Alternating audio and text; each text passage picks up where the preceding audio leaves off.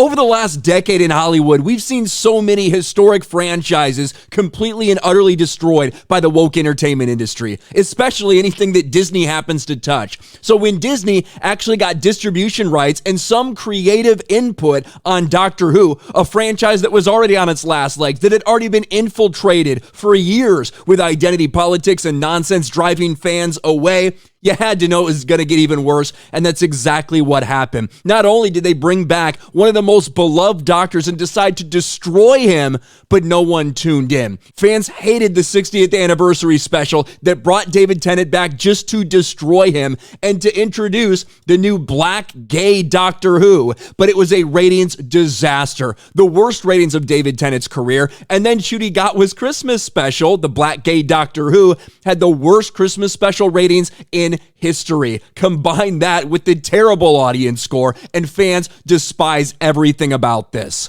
And of course, one of the big complaints about that first episode in the 60th anniversary was the fact that the entire thing was a trans allegory. Not just the fact that they were constantly lecturing and embarrassing David Tennant about pronouns, about using the proper pronouns, not assuming people's pronouns, but then by the end, it just went all out anti-male. Ironically, from someone who's a biological male, the anti-male messaging, but nevertheless, the entire episode culminated like this, with them lecturing one of the most beloved doctors in history with this bullshit.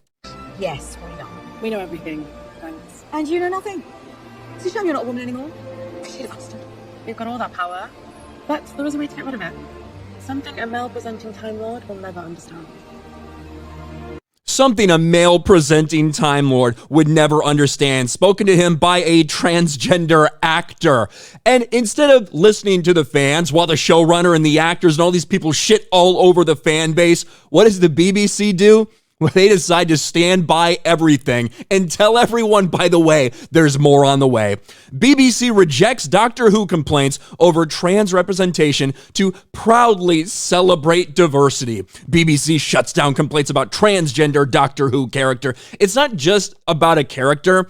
It's about the fact that the entire episode was meant to demean and put down men. It's the fact that the entire episode was meant to be a trans allegory. And the fact that people didn't tune in, and the people that did tune in hated it, that should really tell you something, right? Most people, you know, if you have a fan base out there that's upset, you'd think that they would say, okay, hey, we hear you, we understand. No, that's not what the BBC does. They say, no, go fuck yourself. We don't care. We're committed. The show will continue to proudly celebrate diversity, even if it destroys the entire franchise. And I guess we shouldn't be surprised, considering other people involved with this just recently came out and said, by the way, it's going to piss off fans, but we don't care. We're here to attract Gen Z viewers.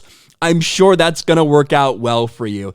Doctor Who continues to die a painful death. Once Disney got involved, had some creative input, you knew it was just going to get even more woke, and that's exactly what happened.